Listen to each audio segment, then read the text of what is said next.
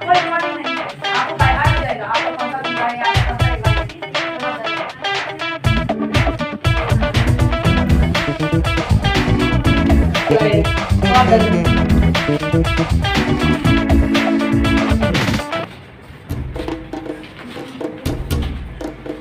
रिश्ता आपको बढ़िया मजा आ रहा है। मजा का लेवल यहाँ से बढ़ते जाएगा, मतलब एक्सपोनेंशियली बढ़ते जाएगा, एक्सपोनेंशियली। जो सेफेस्ट पॉसिबल है पीयूषा मैम आपको जो है वो डायरेक्ट टैक्स में चैंपियन बनाएंगी, she is from Pune and now from Calcutta, now from Calcutta. हाँ यही